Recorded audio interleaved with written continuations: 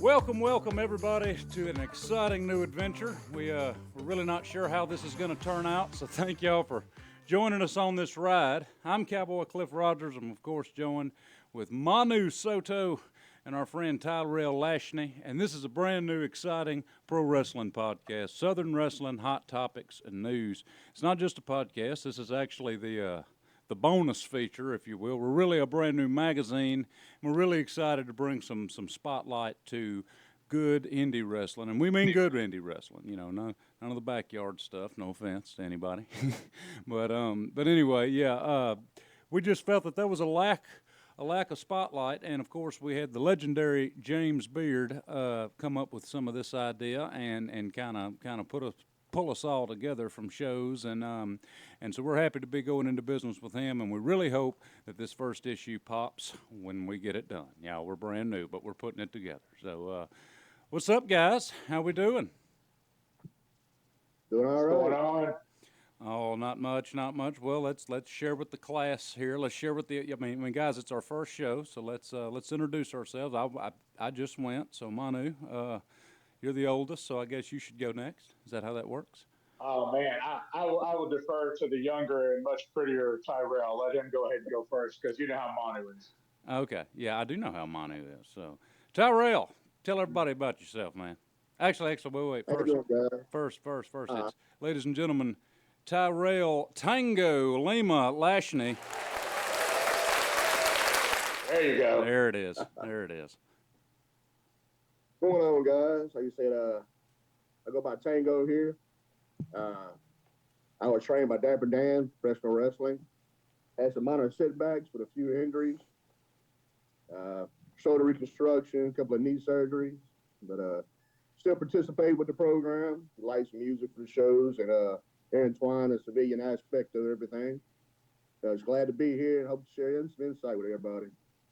Well, you see, that's Ty to us, everybody, is like that one football player on the team that's like really good, but like he's always seems to have that boot on his leg, or he always seems to have something taped up, so we just can't use him on Friday night. But he's still part of the thing. That was kind of what happened early in your career, huh? You had a little setup, I think, with your leg first, and then a shoulder injury, right? Correct. Also, had a torn meniscus on both knees, which required surgery. We got those healed up. Went back to train a little bit, and I had tore my shoulder rotator cuff about 20 years ago. Never had it fixed. Was there in a match. Went to a clothesline. The guy kind of freaked out. We stepped too far out. Took a bad hit, and he ripped all the tendons and ligaments out of it. So I had to have a complete shoulder reconstruction. Tragic. Yeah. You still owe that guy a receipt. Yeah, and it's building interest. That guy still has a receipt coming to him.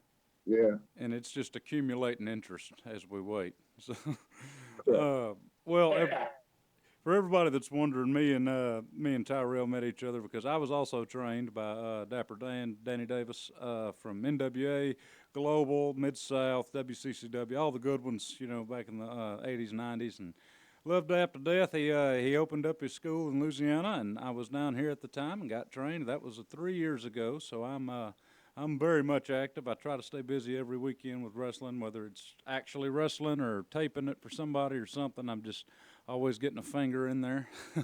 and I met Ty when I met Dap, and Ty was kind of helping us with training. But again, like I say, he was always that big scary dude that we're like, man, one of us is going to have to wrestle him. But lucky for us, the injury kept him out, so he wouldn't just roll right over us greenhorns. What we were 4 months into training, and oh yeah, that would have been brutal. And now that brings us, ladies and gentlemen, to the veteran of the group, Manu, the big Hawaiian beast, the Hawaiian crunch, if you will, Soto. There you go. Let me bring that up to wraps for you because 1989 was when I started. 1990, trained again by Ivan Putski, Cowboy Scott Casey, Joe Blanchard, which is Tully Blanchard's dad. Cool. That's where I met Dapper Dan, met some other guys, a lot of guys in this business. Started out, I was 19 years old, green as owl crap. And who did I run into? Black Bart and One Man Gang. So Skandar Akbar, luckily, managed me from the day one in WWA, Houston, Texas, Sam Houston Coliseum. And luckily, I met Dapper Dan at that time, Danny Davis. We have been ride and die brothers ever since. You meet a lot of brothers in this business, and a lot of them come, a lot of them go. But man, when you get those brothers that last and they're there, and not just inside the ring, not just on the road, those are brothers for life. So Absolutely. luckily, career has gone, been up and down the road. WCCW, did some ECW dark matches, WWF old dark matches back in Texas and Louisiana, NWA, Mid-South, you name it. Went everywhere. AAA down in Mexico. Cross paths with a lot of guys that you've seen come and go. This last match was in November 2004, because I also had a medical career besides this, a 31-year medical career, believe it or not. Yeah, believe it or not, folks, some of us have to work. Oh, yeah. I spent a lot of years on the road making really good money, but then, you kind of, some other things happen in life. You take life turns and events, and unfortunately, 2018 found me in the episode of a different life event where a hit-and-run victim broke the neck, cracked the spine, crushed nerves in both arms, took 9 months to rehabilitate, walk again, learn to walk again on my own. And at the end of the day, who was always calling? Who was always checking on me? Dapper Dan. He told me, when you are ready, brother, UWE has a spot for you.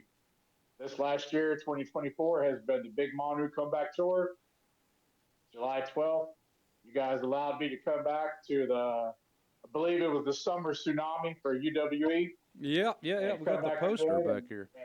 And jump back in like I had never been out. And I tell you what, that first bump I took, I was right back into it. I had that burning feeling in my gut all this time, and Dad told me, yep, you got it. You can't get rid of it. You need to get back in. So between stem cells, years of experience come back to you.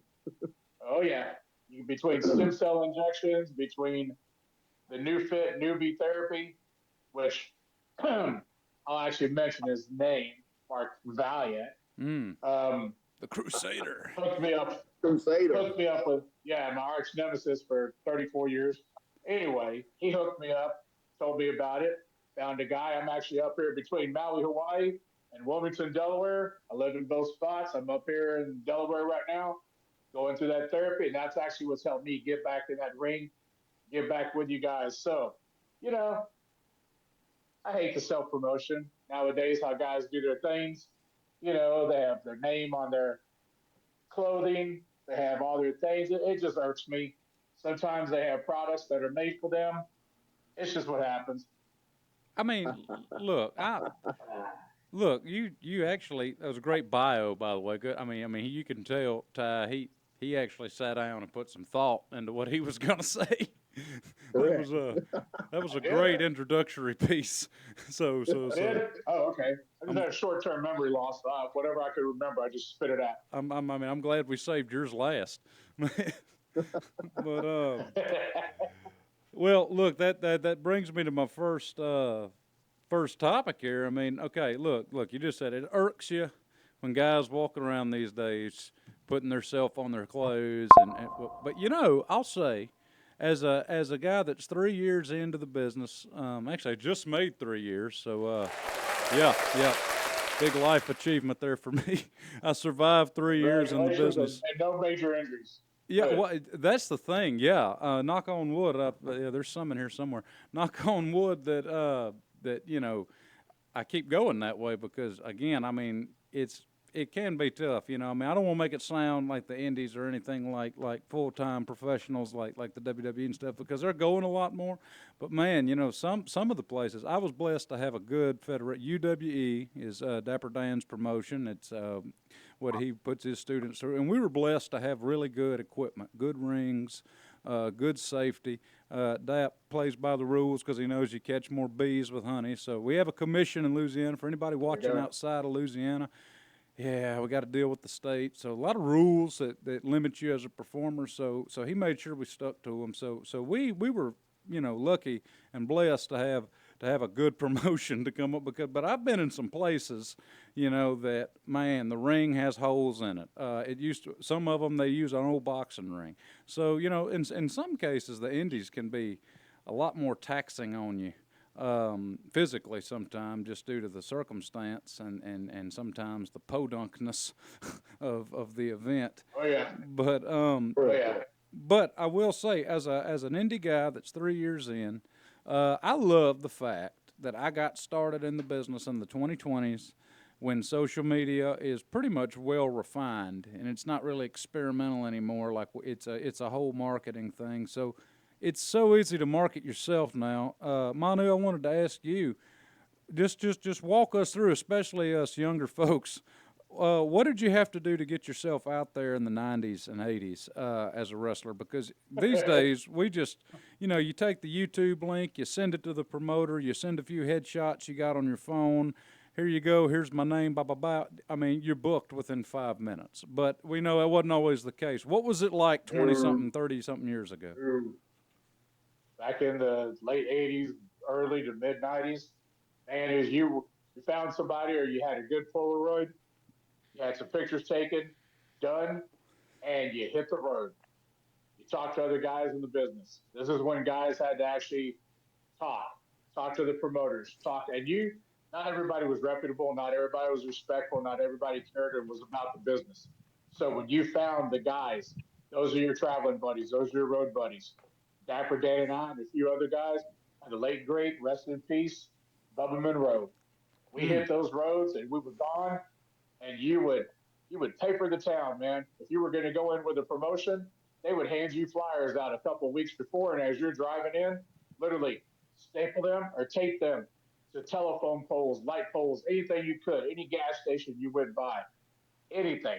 Because we didn't even have flip phones back then. There was nothing.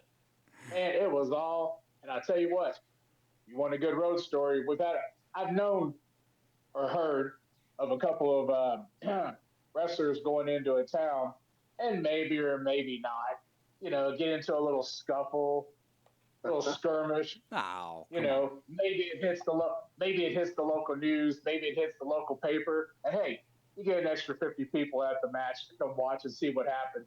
So extra advertising. Those were good ways to go, especially if you didn't have to spend the night somewhere and then, they let you out in time for the match. So.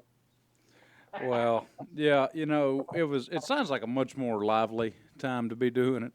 But, man, it's interesting you say that basically how to get yourself booked is, of course, if you read the books and watch the autobiographies and stuff on wrestlers, they FedEx and UPS, the videotapes, of course, that was a thing. But really, if you wanted to shake it, if you wanted to, yeah, what was the postage bill like? Man, I don't even remember. All I remember, and sometimes if you knew another promoter, but let's say when everybody was in Global, when you're up in Dallas, the world famous Sportatorium, which thank goodness I had the opportunity at a young age to hit the Sam Houston Coliseum, Houston, Texas, Sportatorium in Dallas, Texas, and the trifecta would have been to actually get into Madison Square Gardens up in New York. But to get the 2 out of 3, I'm more than grateful and thankful to the business and anybody else that, believed in the talent and let us in. But you would find guys, hey, I'm going to go to this promotion. I'm doing this. I'm doing that. Do you want to ride? That's actually how I got into Global up in the Sportatorium.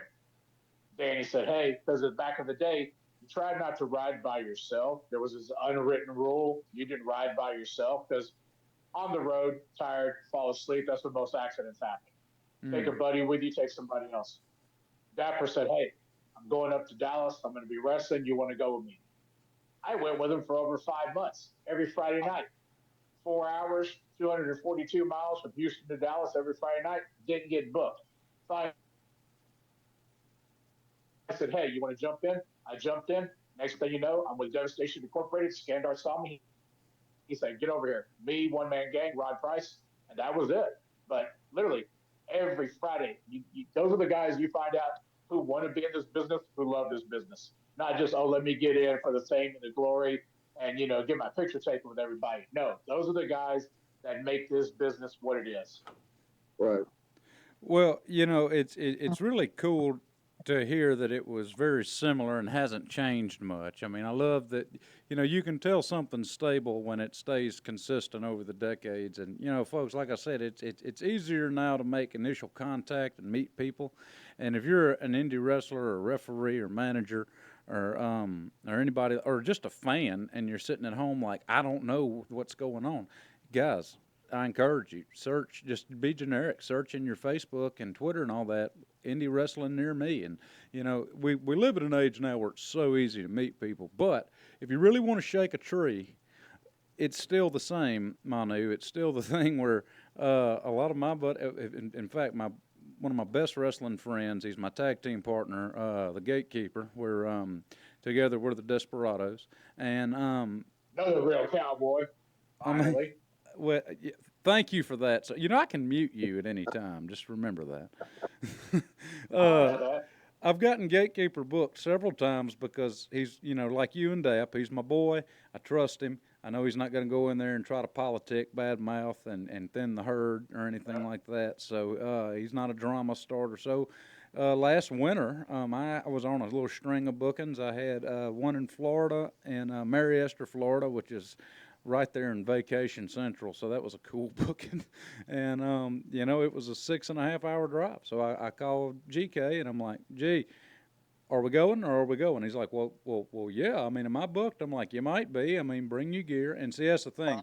As a wrestler, I mean, man, we don't like working for free, but there's always a maybe. So we will bring our gear, and and that's how it works. I mean, there's times where if I have a blemish on my schedule that's not filled in, I call either GK or one of my other friends that I've met at training school and stuff in the past. Hadn't really wrestled them in the ring yet, but if they're, one of them, his name's Rick Wildley, very, very good standout indie talent from Louisiana, and crazy gimmick. Excellent wrestler. Excellent wrestler. Look him up. You'll see what I'm talking about. Just crazy, awesome gimmick. And he stays booked. That poor guy lives on the road. I mean, I do pretty good, but this dude, I mean, you got to catch him a year in advance sometimes. So I'll just call him and be like, hey, while you're putting your makeup and your clown stuff on, move over. I'm gonna get in the car with you. All right. I mean, if you can throw a little gas in there, and then off to the right. And I've made connections that way. So good to know that at the end of the day, it's still the same method. It just looks fancier It now. still falls back to the basics from the way it goes, a long time ago. Still goes back to the basics. Now you just got a bigger and broader outlet for social media to also get noticed. Right. Right. And tell me this, Tango. Okay. All your injuries have sidelined you. I guarantee you. I'm 55 years old. 2 years ago, when I went to the Black Barton benefit up in Gilmer, Texas, I had my wrestling gear with me. I had no intentions of wrestling, but it's old habits. Last year, I had my wrestling gear with me. This year, I actually used it. Tango, tell me you don't have wrestling gear or at least a referee shirt with you every single time. Every time. You always carry There everything you with go. you, no matter what. Even when I go on vacation, I was down in Miami in South Beach. They had no idea why. I had extra backpack wrestling gear. Just have it and just always take it. The easiest way, and promoters love this too, guys. People might say, "Oh, you're curtain jerking stuff." Not really. If I'm on a little weekend trip somewhere, I'm the same way. I bring my stuff because all it takes is seeing a well placed flyer, and then I tell my girlfriend that travels with me a lot, and I'll be like, "Hey, babe, let's go to that show." Okay, sure. And then I'll tell her, I'll be like, "Look, you can go hang out at the bar or something. I'm just going to want to get there early." And then you offer to lend a hand with the setup, and then if anything, if they got an extra guy laying around, especially if you're a seasoned person, they'll be like, we got a guy for you to work with. Y'all do a dark match, and then you're the pre-show. And I love doing the pre-shows for people like that because I'm already done, and if it's at a bar, party starts early for me. The rest of you guys got to stay in the back. Yeah. Man, I tell you what, early on in my career, I didn't care. If I was going to be a curtain jerker, you know what? I'm going to come out and I guarantee I'm going to pop that crowd before anybody else gets out there. I could be I could be main event, whatever. I knew at that point, just let me go, let me do my thing. You know how many times we wrestled? And at one point, I forget, somewhere in Louisiana, the ring ropes, the cable had busted. So all the ring ropes all the way around just sagged and hung down. And the promoter and the guy running the show says, "Okay, guys, no moves off the ropes. Everything in the middle of the ring." And that's how every match went. That's crazy. Almost every move is off the rope. Now you got to do nothing, all straight middle with no momentum. You went old school and you did moves and holds. You never shot off the ropes. Right. You tried to go corner to corner, but even those were posting in because of the chains that held it from below the ring. Correct. Well, okay. That's when you take it. That's when you go old school and you take it outside. Yeah. Oh, yeah, for sure. That reminds me. You just mentioned something, and it made me think. The little light bulb is going off. I know you probably can't see it, but don't do that too much, man. Don't do that too much, cowboy. It's not good. Nope. It reminded me that moves. Look at Gatekeeper. Oh yeah, well, there's no hope for that boy. I gotta remind him of our double team moves every match. I was like, come on, man, we're kind of making a career as tag wrestlers. I mean, you should remember the moves. Yeah, I know. Just run it by me again. Just remember, he's gonna listen to this podcast, so just remember. Well, yeah, I know. Well, maybe if I poke the bear enough, he'll actually come on it. Yeah, there we go. No, that's a tag partner thing, You roast each other or else something's wrong, right? If you're being nice to each other, there's a problem. Kahuna and I did that for years. Man, on the road, everywhere else, it didn't matter. And then, you had to deal with Bubba Monroe and Dapper Dan and Mark Valiant, Gladiator, whatever name he was going by at that time. Whatever it was that year. He changes his names every 3 months. Gotta get the pop, man. That was one of the best. Don't. You know what, Manu? I'm gonna hold Manu at bay and not let him get going on him. Well, look, there was something I wanted to mention. You mentioned moves and holds. That was very popular. Ty, you said that these days just about everything requires the rope, and it does in some styles and forms of wrestling. Right. But back in the day, it was all grappling. And so some slams and punches, but grappling. And I noticed in some parts of the U.S. and the indie scene, that is really getting popular again. Most notably, from what I've seen in Florida, man, I've never seen anything like it. And I appreciate it, but they really like to savor their indie wrestling. Now, if you got some high-flying, shooting star pressing, ladder jumping off of death defiers, they're going to pop for that too. They love wrestling, but they are really going to want to sit there and watch a 12 to 15 minute match.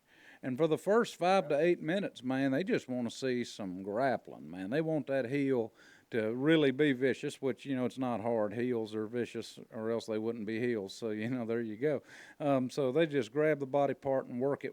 And I really feel like I'm watching some 1978 Mid-South or something, or the original FCW. Going back to the old school wrestling is what they're going. Old school wrestling. But, style and, taste are different because I started in Louisiana and still the bulk of my bookings, at least 5, 6 a year, are with UWE in Louisiana. Every time they run, I'm with them. So that being said, I'm used to a Louisiana crowd, and I've gotten a lot of consistent work for a place called Battle Zone in Mississippi. Great promotion. Check them out as well, y'all. But they're about like Louisiana in taste. I went far east to Florida the first time, and the promoter over there, or really the second time, and the promoter I was working for Ultimate Victory Wrestling, that's the poster right there. They're the ones I mentioned that are on television, so y'all be looking for them. But Ultimate Victory, the guy told me, he said, this might be a little different, but this is how we compete here, and he gave us the rules and everything, and by rules, no different than boxing or MMA, like what the referee would tell you. And we look at the rules, and I'm like, oh wow, this is 2 steps away from being a shoot, So I loved it, but man, the fans there, you would think that a long 8-match card, and each match because of TV taping, it had to be minimum 12 minutes. So they're hoping nobody taps out. But, I mean, if somebody taps or gets hurt, they tap or get hurt, right? But anyways, each match was about 12 to 15 minutes, and nobody got bored. I didn't even hear a boring, do something, boo, none of that. Man, and I had a fan or a friend that is a fan that it was in that area, and he was actually sitting in the crowd. And during an intermission or something, he popped where he could see me, and I'm like, "How's the crowd looking out there?" And he goes, "Man, nobody left. In fact, more people's coming in." So I was just like, "Whoa."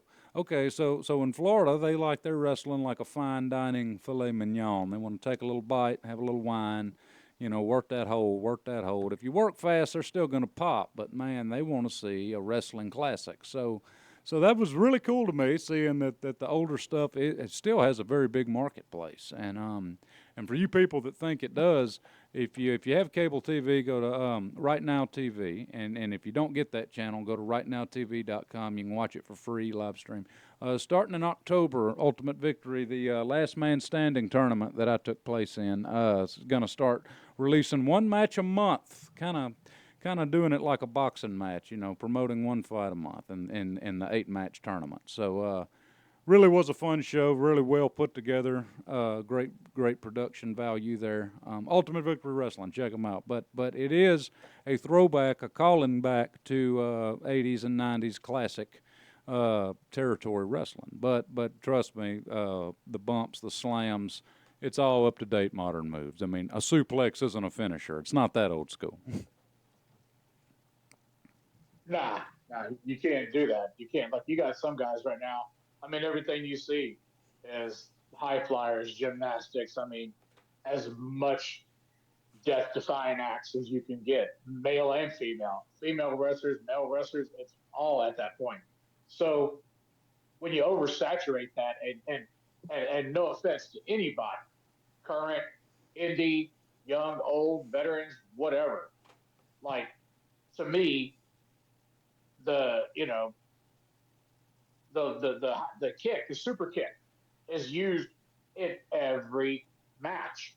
The super kick, I swear, if I see another super kick at the grocery store, it's like grocery shopping for the same fruit over and over and over, and you're wondering when are they going to get another product in, and everybody uses it. That used to be a finisher. Yeah. You got some guys that can't, like you got some guys, if those ropes are out, they can't perform. That's why you need the basics of the grappling. And I guarantee you, Dapper Dan, all those guys, I guarantee you, James Beard, everybody has probably said it. Hey, learn to grapple, learn to get a hold, learn, and all the indie guys, they're all doing that they should be, in my opinion. They should be. They should all know how to grapple. Oh, absolutely. Some of the guys. And see, and I can jump in right here with that. See, with me and Dap, we started this whole wrestling adventure together, but we got a call from, the legendary James Beard. Years ago, when COVID hit, James called Dap up and said, "Hey, we got new guys coming up through Texas, stuff's popping off, but they cannot old school wrestle. They cannot grapple." And that's where me and Dap came in, like, "Hey, we need you to come over here." He didn't know anything about me at the time. So I need you to come here and train these guys. They don't know how to grapple, need some technical skills, show them old school wrestling. That's like, all right, only on one condition. I'm going to bring somebody with me to help. He's like, "Well, who is he? Who is he?" He goes, "You never heard of him." He took a few pictures of me without me knowing. I'm there working out in the gym. 50%. James is like, "Hell yeah, bring him. I need you to teach these guys the basics. The not the high flying stuff. They do all that. Everybody's got that. Right. They made the old school wrestling, and that's where UWE kicked off right there. That one phone call in the middle of nowhere. Well, it's Dap wrestled a long time, so of course it didn't take much to get him back in. But I remember he told me about that too. He got so back in love with it through helping James that he was like, "Yeah, I think I'm gonna start one." And yeah, I'm so glad he did. And me and a few other of the students just really couldn't get enough of the Kool-Aid. It wasn't enough to just go perform at our great shows that we were putting on, but it was, we really wanted to take a step further. So I'm honored to say that I do help with some behind the scenes and all of UWE. No, I'm not an ego booker. I don't do any booking, so we're putting that out right now. I have no say so in the booking and the card making. That's all James. But I do enjoy that we had a trainer like that didn't just want to teach you how to wrestle. He wanted us to know everything about the business, so that when he let you go and let you out of the nest, and all right, good luck, kid, try to get booked. You're more employable. Even if somebody's like, hey, you got a great look, but my card's full, and then be like, well, you need any technical help because I know how to do this, this, and this. Yeah, that'd be great. And then I promise you, that guy's going to fill an empty void with the guy that helped him out with something technical, rather than the guy that was like, oh, okay, well, call me when there's an opening. Correct. Right. And that's just like with any profession. Every promotion you go to, the first thing they're going to say, who trained you? Where'd you train? They hear UWE, they hear Dapper Dan, they hear Tango, they hear James Beard, they hear you guys. Oh, okay. And I guarantee you that takes a lot. That takes a lot off their mind for promoters to say, okay, I know how they were trained. All right, let's see what you can do. So, and the rest is up to you. But, right. When I came back at the show that I did, Mark Valiant and I got in there, and I had never wrestled with, the Groovy King. I had never wrestled with Colby or anybody else. Mark and I, old school. You didn't see one high fly. Not that we're going to high fly anyway. We didn't even high fly. Well, I did. He never did back in the day because he can't. But still, we just went old school, battled it out, and you know what?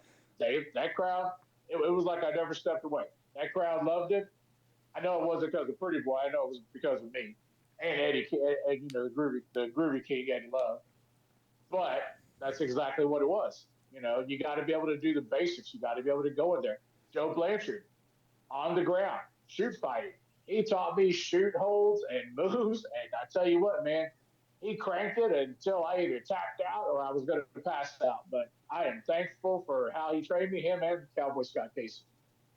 Well, I do want to mention the night you just got done referencing. For those that haven't seen the highlight tape, all on UW's Facebook, I encourage you to look that up. We're going to put that on the YouTube as well. I'm really surprised that didn't go on YouTube the same day. But anyway, check that out because, guys, that was an amazing – man, I got to tell you, that was an amazing comeback story. One, like you said in your little introductory at the beginning of the show, you had a ton of broken bones, crushed nerves from getting hit by a whole car, right? And it's miraculous enough that you're able to have a comfortable life and walk around and still do your nursing gig, and that's awesome. But then, when you started, whoa, cowboy, hold on.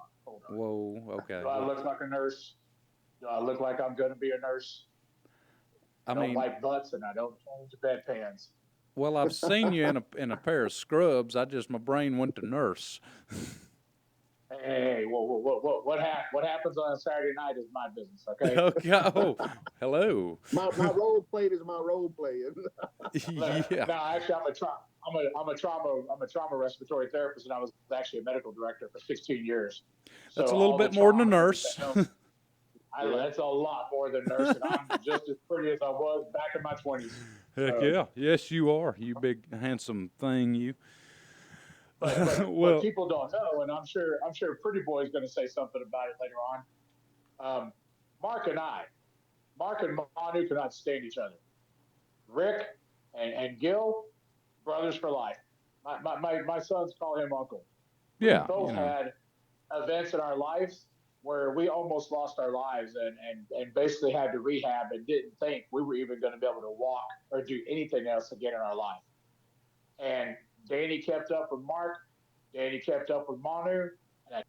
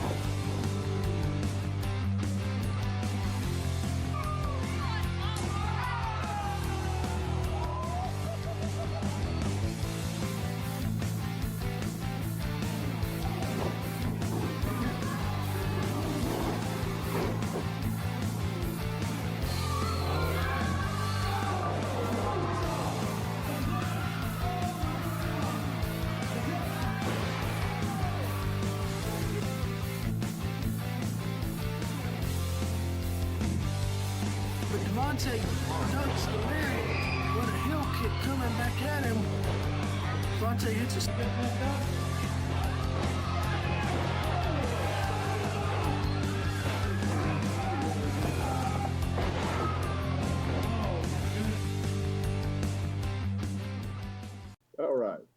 All right, and we're back, everybody. Yep, had to take a quick break. You know, we're trying to look fancy. We got commercials now. Yeah, but sponsorship. We gotta, Yeah, for real. We gotta just start giving out UWE label out all the time. We just got to start giving out freebies to people, and then being like, hey, here's a taste. Want a little more of that commercial action? There you go. Well, look, Manu, before we took our quick little break, you were talking about how you and Mark Valiant both went through some really brutal stuff, and Dapper Dan kept in touch with y'all as a good friend should. And it's what I was wanting to say about your comeback match that was back in July at Summer Tsunami here in Louisiana for UWE. Man, all of us in the locker room, whether we had already wrestled or still, I was in the main event, so I still, had stretching and all to do. But, man, all of us stopped and watched on that monitor and watched you guys, because that is a match that no one ever thought they would ever see in 2024. I mean, if you would have told both of you guys yourselves back in 2000 or whenever, oh, yeah, you're going to be wrestling again, and it's actually going to be against your old nemesis, y'all would have been like, yeah, whatever. But that was a real testament to just what this business can do. It gave y'all a reason to kind of strive, and then now look, you're in there with your old nemesis, frenemy sometimes, and both of you guys looked incredible too. I mean, my God, you probably were in better shape than when you had to retire. Oh man, I'm 250 pounds. At my heyday, I was 425 when I was with NWA and some other places. And what I would consider back then my best shape, I was 395. Man. 250 now, and just, like I said, maybe not as cute back then, still as pretty. Don't really jump off the ropes like I used to, but man, it is there, and I love just being back in that ring, just the smell and the feel of it. How many years has it been since you stepped foot back into the ring? 19 years. 19 November years, 2004. 19. Yeah. If you got back and didn't miss a beat, natural instinct come back, just right back in the middle of it. The best part about it was I thought I had all my stuff packed already, obviously. I was coming to help, run the show, promote, and hang out with the guys. Correct. Come walk in, and Dapper Dan walks up to me and says, "You ready?" I said, "Yeah, sure. What are we doing? We're doing some promos. We're doing some interviews. We're going to sign some, pictures." He goes, "Nah, you're in the semi-main event against Mark Valiant," and walks off. And I'm just like, what? Let's do it. Yeah. Go big or go home. Mark didn't know until the night of the show. The night of the show. I remember I was working with no idea. Well, you see, we had a live band promoting, and I was working with them, and you walked up and told me, like, "I'm in it. Let's go." Like, "What you mean you in it?" I'm back in the ring. I need an intro song. Give me something. Let's do it. Well, that was a great night for that situation because, I can tell you, normally at an indie show, guys, we're not WWE yet, which means we don't have a multi-million-dollar media truck out there. At the indies, Tyrell is actually our DJ for the UWE shows, and man, it's a laptop, a thumb drive, and some nice speakers, but I mean, it ain't no media truck. So, when a guy gets added last minute like that, you don't just have internet, because a lot of time you're in like an old school gym or something where there's no Wi-Fi, no signal, so you can't just download. But that night... Well, I try to have a variety of backup music with virtual DJ programs. I try to have a combination for whoever shows up and is there to have something for them to walk out to and at least promote them the best I can. That's so what we try to do the best we can with what we have. You got to just keep a good, healthy mix. You got to have some classic rock. Correct. You got to have some metal, for whatever the gimmick might be. But absolutely. But that night we had a live band at our UWE show, and that was really cool because I didn't know how it was going to work out. It seemed a little weird to me, but man, they rocked it. They played everybody out. That was easy. You just go to the band, and it's just like requesting a song at a bar or something. You're like, hey, Crazy Train? Oh yeah, bro, we got you. And then they'd even strum through it. Sound good? Sounds great. Done. So that was one of those lucky times for you, Manu. You just had to go talk to a experienced band. Lucky? What do you mean lucky? Well, I would rather talk to that a was band. meant for me and made for me. And I'm gonna let Devontae Adams, little puppy pit bull, know that next time I pick an entrance song, you don't come over there and say, "Oh, I already picked it. Yeah, seniority, man. Is that not a thing? I'll talk to him on the next show. So I do want to give a shout to the band. The band name is called the Superchargers. They're a local band, just like the indie scene, the indie band. They travel around. I mean, you can probably look up on YouTube or Facebook. They're a really good band. So a good shout out to them. They played through us and they helped us out big time. Yes, for all of you indie fans that also follow UWE and have seen us and stuff, all of us at UWE Management want to say thank you to those guys because, man, the vibe that they bring fit right in with most of the guys' gimmicks anyway.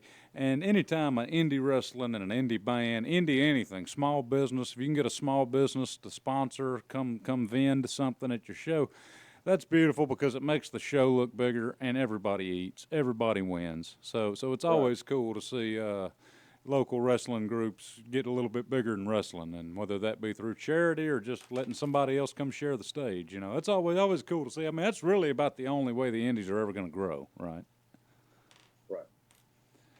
It was a good show. It was a good promotion. The way it was organized, everything. That was a good one. The fans in Marksville, Louisiana, have always been very, very supportive. I would almost say, a little bit on the fanatical side because even I had this talk with Dapper Dan afterwards.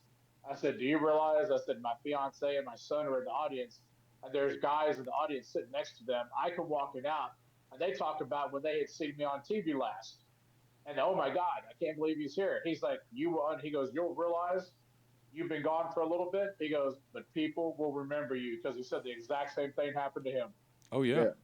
He didn't even bother making, Dapper Dan did a little comeback a while back, and now he's still featured in the shows and stuff. And he didn't bother making any merch. He's a heel, who would want to buy heel merch? Well, he had to make some because there was. Whoa! Hold on, cowboy. I didn't. That was me quoting something. Now that wasn't me. Don't you know the old saying? Oh yeah. Babies sell shirts. Babies sell merch. Heels fill seats. That's true. That's how it's always been. Well, so to that point, I'm not sure what kind of heel has merchandise all set up, has all his stuff ready to go. You know what I'm saying? The only time that's happened to me as a heel, is when I turned heel, but I still had a ton of stuff from when I was a baby, and I'm like, well, it is just kind of sitting here. Maybe if I just put it out there and don't go smile and take pictures, somebody will buy it. Well, that's true. But you never know, man. You never know. Gatekeeper might get tired of you in a little bit, and things will change. Yeah. I'm surprised he hasn't already, to be honest. You can have your fans on both sides. You can have your baby fans. You're going to have your heel fans. That's true. Fans on both sides of the fence always. But he ended up having to make a bunch of merch because that was the highest requested merch. They're like, "Where's the Dapper Dan stuff?" And we're like, well, we can make some for next time." So there you go. I mean, you never know when there's going to be a lucrative merch market. Different things get over different places. And that's the beauty of it. There's always something in wrestling for everybody. And the indies aren't really constrained by network TV and stuff, especially if you're on a stream deal. You come on Roku TV, there's not a whole lot of restriction there, so you can kind of get a little goofier with it. You don't have to worry about some old network execs over there at USA saying, well, statistically, this is what the audience is craving. No, you can do what you want. So there's always something out there for everybody with it. And you never know, between the guys running the magazine, the brilliant mind of the legendary James Beard, Dapper Dan, and some other people, with the magazine, the Southern Wrestling Hot Topics and News, there might be a spot in there where you can buy merch, where you can buy, from your favorite heel or your favorite babyface. Absolutely. That's true. Absolutely. The website, I can tell you, for Southern Wrestling Hot Topic and News is on the way. It's almost done. We really want to make sure it's done right and looks clean, so we're not just rushing the project here. And as far as the magazine goes, guys, if you're not watching this live or new, we are at about midway through August 24 right now, so we're hoping fall 24 is when we're going to have our first issue, and then we're going to keep it pumping from there. So really looking forward to working with all these great promoters. So now we're at the part of the show where let's do a little showcase and a little spotlighting. This is our first episode, so we really just kind of wanted to be us for the first part of it. But, well, let's talk about what's big out there. I've already mentioned a few. We've got Ultimate Victory over here. They're going to be coming on TV starting in October.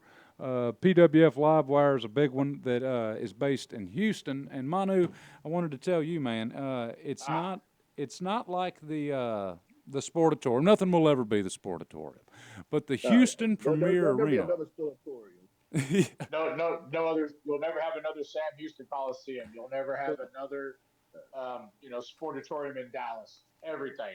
But you know what?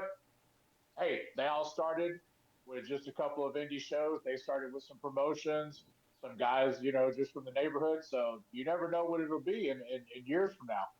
Well, I wanted to tell you, the Houston Premier Arena in Houston, Texas, that has a following of its own. That is like, the folks that live around there, that is, again, it's not like it as far as scope yet, but like the people go to the Houston Premier Arena and they talk about it like the people would talk about the Sportatorium.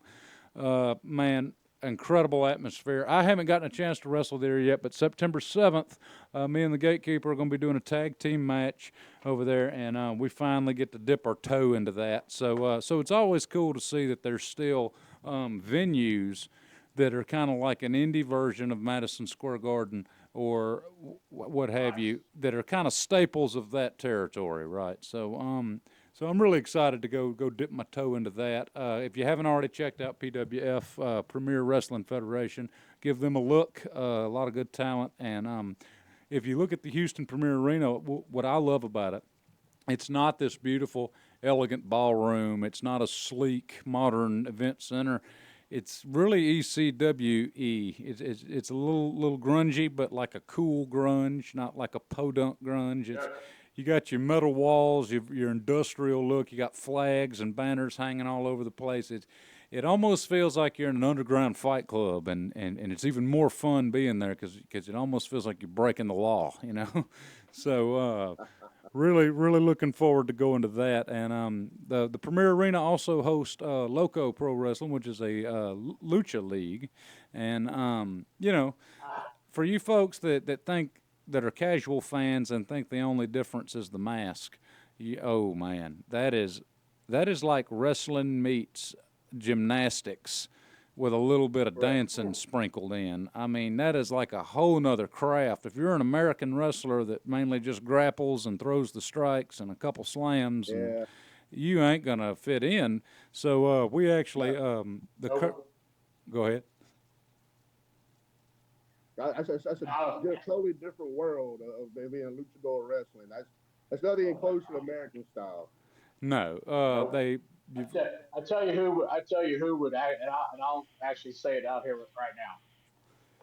Ricker Wadley, man, he would do great with that. He loves the flipping, the back and forth, and it's fast. It's fast paced.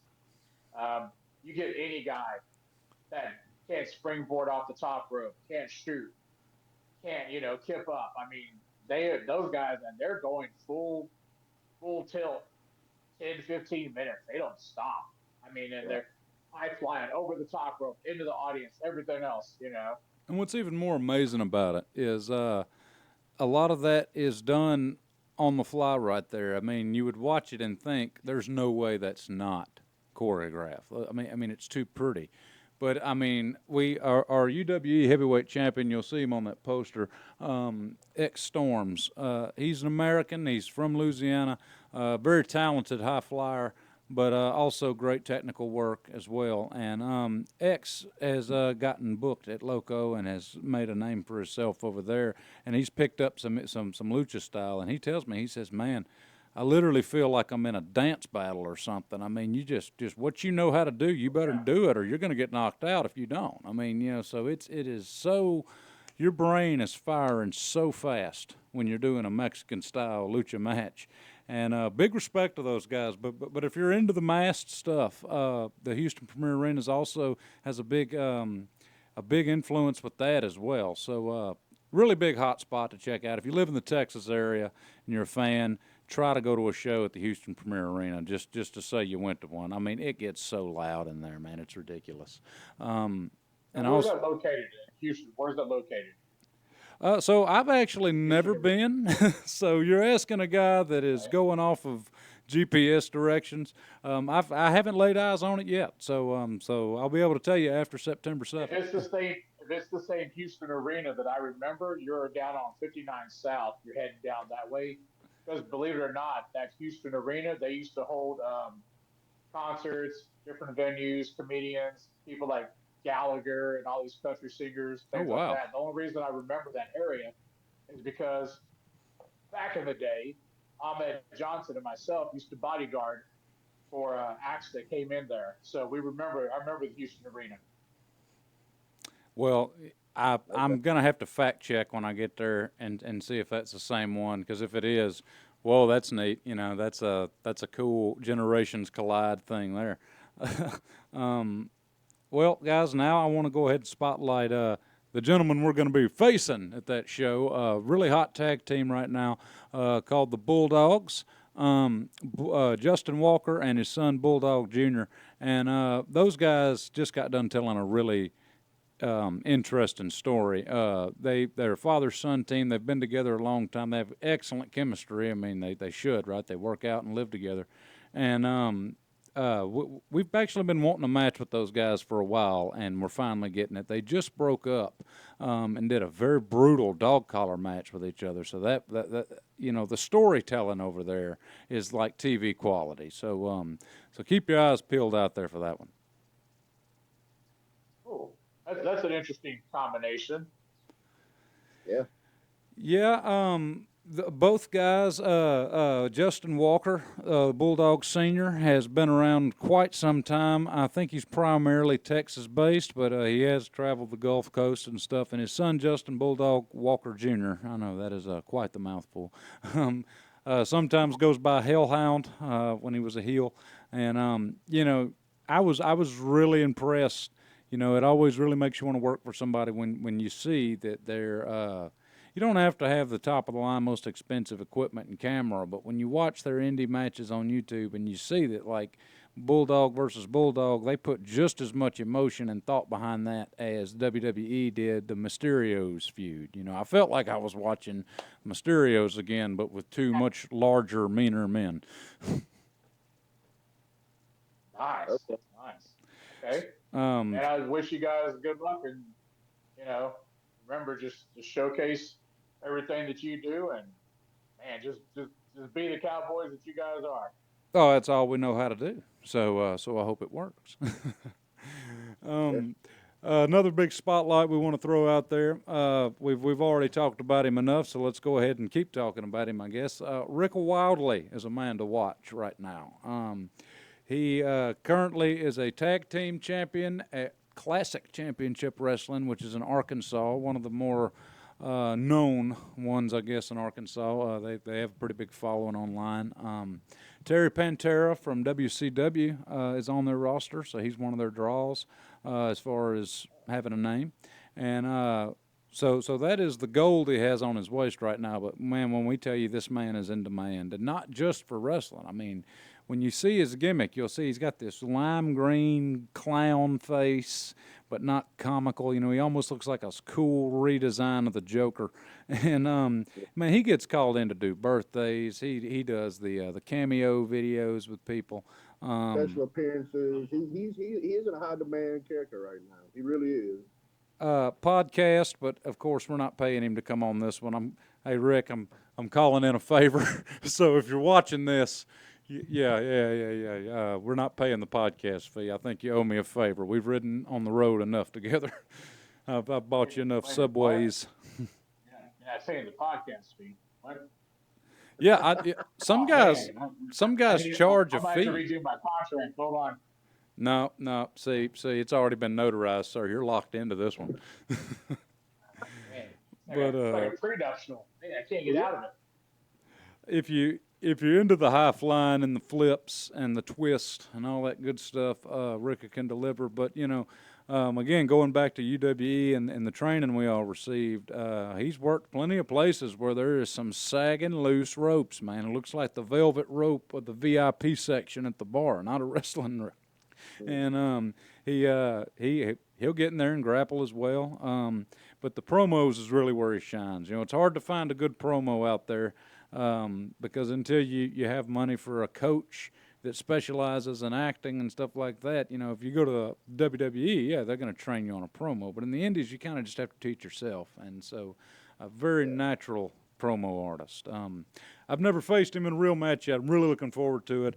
I'm a rough and tumble brawler. I like to slam and grapple, and he's much smaller than me, so I'm sure if I got my arms around him, it would be he'd go for a ride.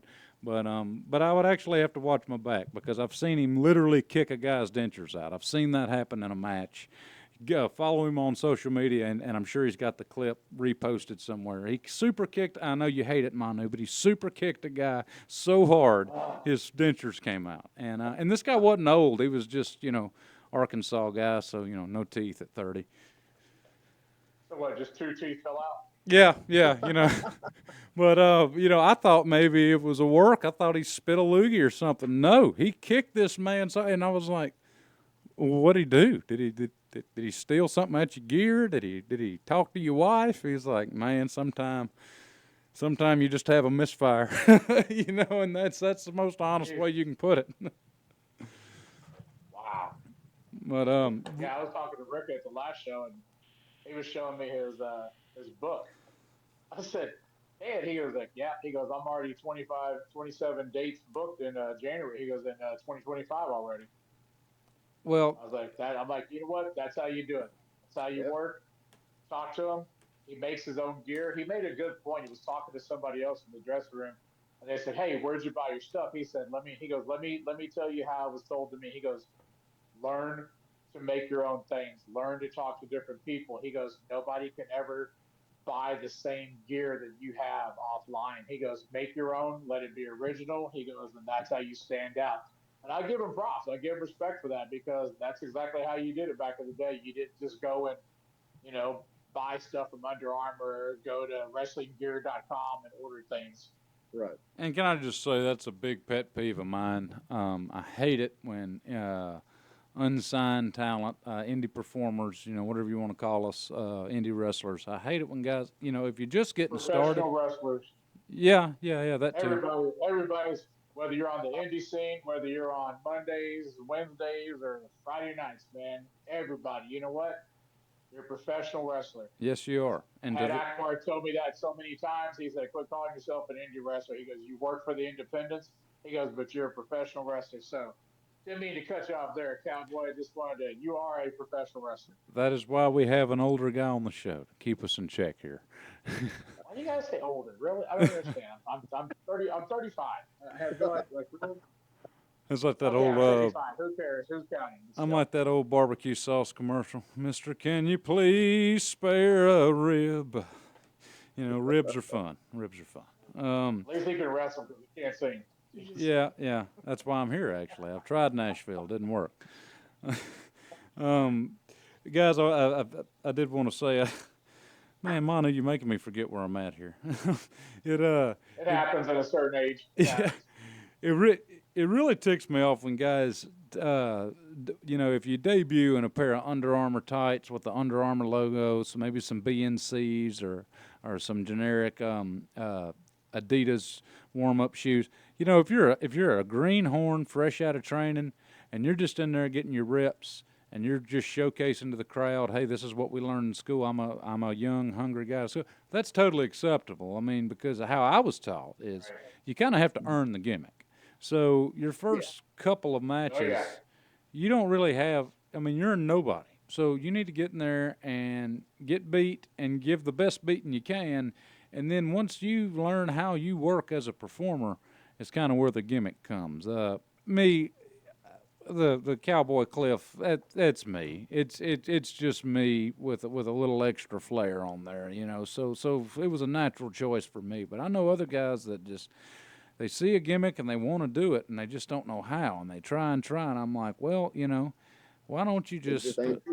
I said, why don't you just go get a black, generic, breathable mesh mask, a black Under Armour shirt to hide any tattoos, and just go out there as just a generic masked assassin and have no rules. You don't, you know, and for the record, you don't have to work lucha style wearing a mask, okay? There's no correlation there. So you go out there as just a masked assassin. You wrestle naturally. And then you pull that mask off. Nobody knows that was you. And now you know how you work. And then you start building a new gimmick from there. But too many guys, they latch onto an idea, and then they also keep that Under Armour, that generic training gear that they debuted in. They're like, well, hey, the crowd loved me in my first match. I guess I'm just going to keep wearing it.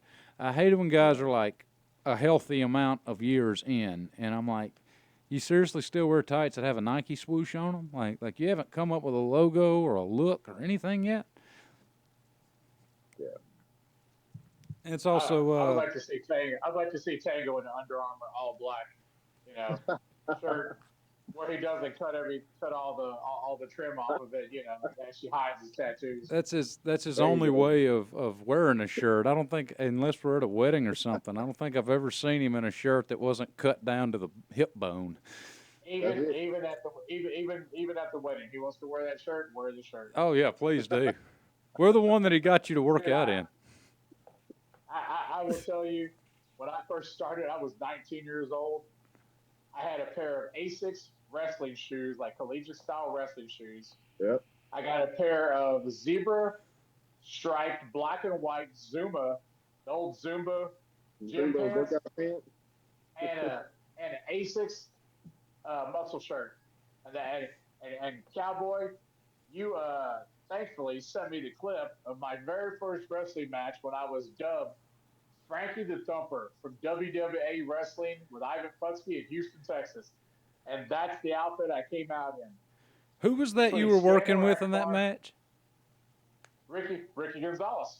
That's right, yes. Ricky the Desperado Gonzalez. I found that 'cause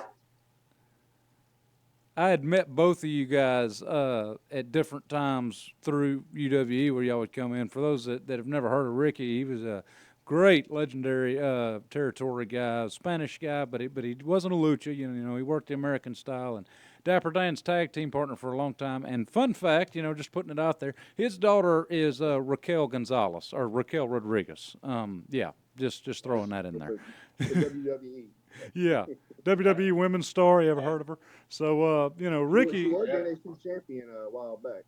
Yeah, a while back. You know, so that's a cool example with him of you know, he did very well, but his daughter passed him up, and that's kind of what you want as a parent, I would assume. You don't want your kid to just be in the same dive bar as you were. You want them to do better. So that's a cool progression there with his lineage. But man, yeah. What I understand, he trained her. They were, because he was down in Gold Coast Wrestling for a long time. When he was Desperado, from what I understand, he was their champion for a little bit. And then another fun fact: when Dapper Dan and Ricky Gonzalez were the Wild Pair and they were tag teaming, they were, before the UWE was the UWE, it was the UWF. They were the tag team champions of the UWF, and then naturally you have Manu and Big Kahuna, the Hawaiian Crunch, come in, easily take the tag team belts away from Dapper Dan and Ricky Gonzalez. Easily. UWE changes to UWF changed over to UWE. No, of course, you're talking about Universal, right? Yes, sir. Yeah. Now this isn't United Wrestle Entertainment, Dapper Dan's UWE, but you know, it makes me wonder. Maybe he borrowed the letters from that because, but the UWE. Man, he's speaking of we his. were tearing it up. Yeah. Yeah. Just just so that people aren't confused there. But man, yeah, that's was really crazy of me to find that randomly on YouTube, because I've heard all the stories of you guys feuding and tagging and all, and then I met you guys when I met y'all at different times, and then when I found that, I'm like, oh my God, look at this dream match. I sat there and watched that. I mean, I had to call my girlfriend in there. I'm like, hey, baby, come here. And she's like, what, is just, some more old wrestling? I'm like, you see the big dude with the curly mullet? That's Gilbert. That's Manu. And she was like, and, of course, she had met Manu at a show, his comeback show, or actually, no, one before that, she had met him. And, 2 years ago. Yeah. 2 years ago. And she was like, oh, my God, he's so much bigger. I'm like, yeah, well, I'm going to tell him you gave him the compliment there. But, Dude, I had just turned 19 years old when I had that match. I had just turned 19. Man, I've worked with a big 19-year-old as well, and those guys are fun. The young ones are. Yeah, I was 26 when I started, so a lot of my wild streak had started calming down. But man, I've worked with a 19-year-old guy before that would just, great athlete, but man, poor guy would blow himself up, because he's like, man, we got to go off, we got to pop, we got to go off. I'm like, hey, Speedy, slow down here, And so they're fun, they're great, but man, I just remember back when I was 19, before I was a wrestler, I was a professional fraternity boy in college for a little while, and I rodeoed as well. So you mix my college antics with my high school rodeo, and I was a loose cannon. So I was like, oh well, I know how I would be if I started at 19. So yeah, this is gonna be fun. Yeah. Oh yeah. And it's a different lifestyle when you do that. Decide to go, because I actually had scholarships. I gave up all my scholarships and said, you know what, roll the dice, professional wrestling, let's go. Started at 18, one match, then that was that 19. I had just turned 19 with Ivan's WWA, and that was the match with me and Ricky Gonzalez. You just spoke everyone's or every parent's worst nightmare. Yeah, I gave up my scholarship to go be a wrestler. Go be a wrestler. But I knew at age 9 years old, 10 years old, I was already going to the Sam Houston Coliseum, watching Ivan Putski, Tito Santana, Wahoo McDaniel, Danny McShane, the Iron Sheik, Hacksaw Jim Duggan. I was already watching all those matches. I was already invested into it. And that's all between that and football, because, Texas football is God, especially if you're good at it. When you're 14, you're almost 6 foot, and you're 315 pounds. You kind of progress into that sports area. So, yeah, I knew what I wanted to do. I was hungry. I knew where I wanted to be. It worked out. And as we're getting ready to wrap up the first episode, we're going to end it. This is a great way to end it, I think. In fact, this might be tradition. We might end it like this all the time. But we're not just going to talk about wrestling and talk about our magazine. By the way, magazine's coming. It's going to have some good in-depth bios and stuff. How we're talking about these guys on the indies, we're going to have some good articles on them as well.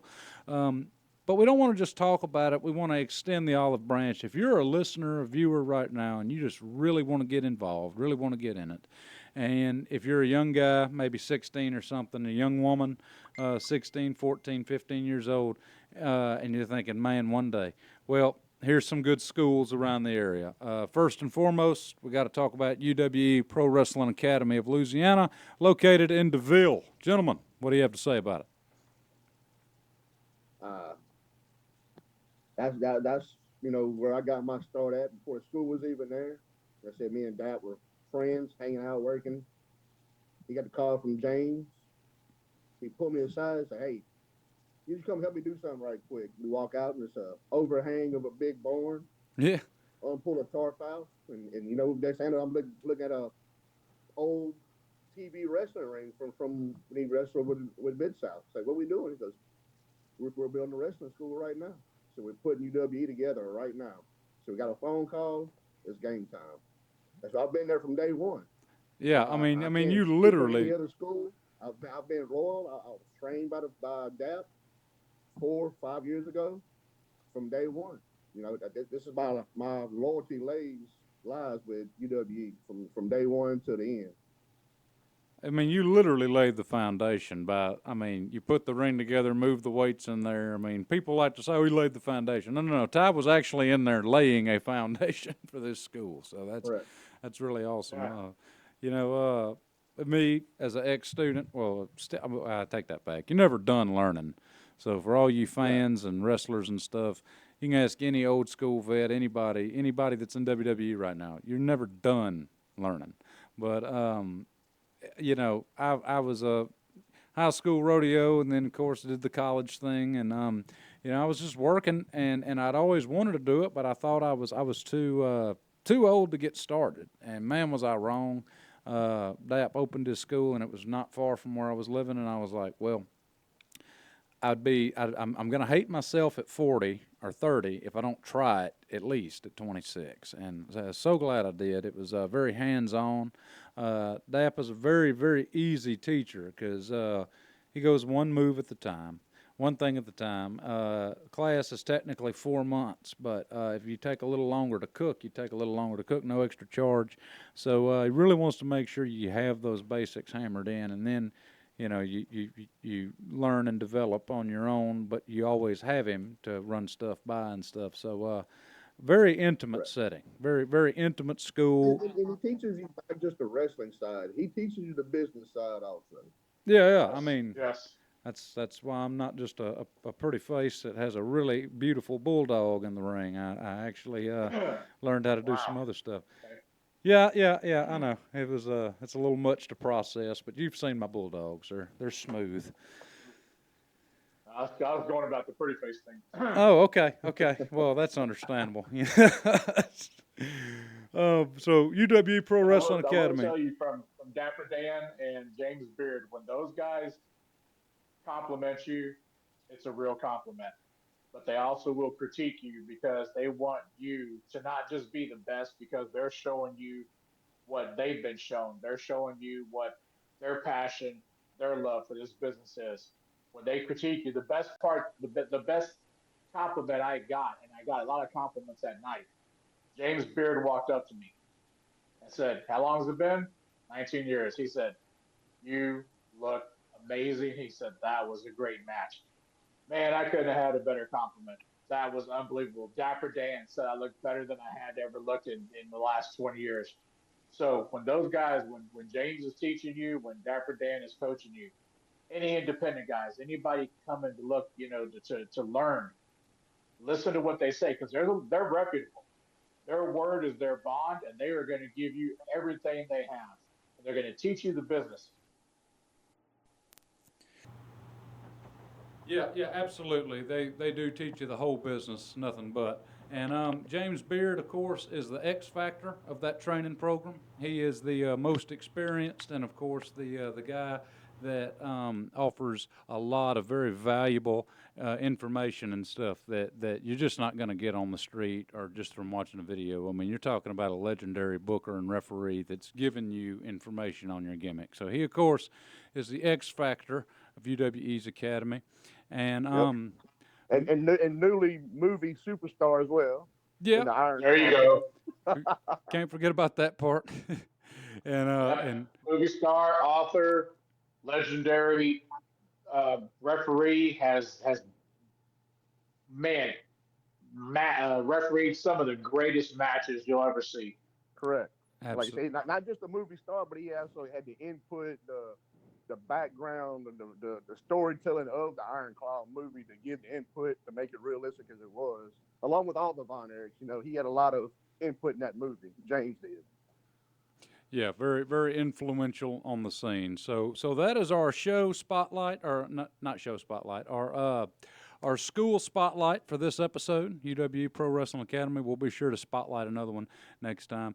Guys, I think that's going to be a lid on our first episode, so hope everybody enjoyed it. I know I did. It was a weird ride, but it was fun. And thank you to all those supporters out there. Guys, anything y'all want to say? Yeah, man. I tell you what, I'm looking forward to the Southern Wrestling Hot Topics and News magazine, how it's going to be featured, comes out. See, hopefully the subscribers that are on there now enjoy it. The podcasts that come out, and anybody that's listening, anybody that's watching, listening, whether you're new, old, you're thinking about it, get on the website, UWE, get on all the different indie wrestling. It's like I said, no one wrestling out there is not on Mondays, Wednesdays, and Fridays, and everybody started independent. So, come out, support your local shows, and get out there. And you never know who you're going to see. You might see, a comeback story. You might see the big Manu come back. You might see the next big thing coming out. You got all these amazing young talents that are coming up and out.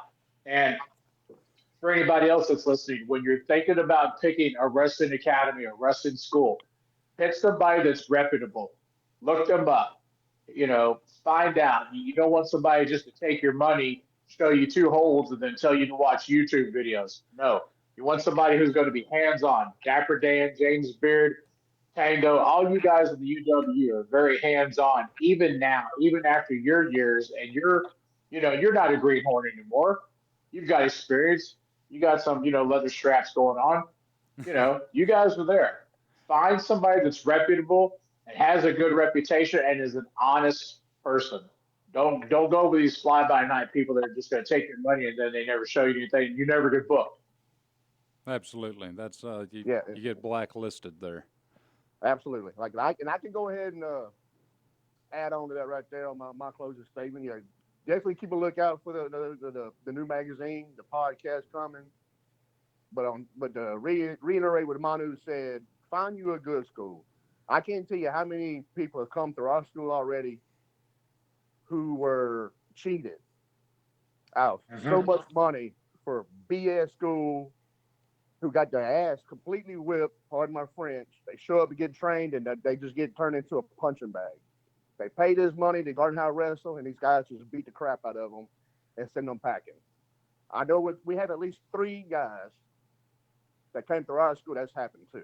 So always research, look up your school, talk to people. Just don't take the internet's word for it. Talk to people. Find these people and talk to them. Get to know them before you just hand your money over to them. Absolutely.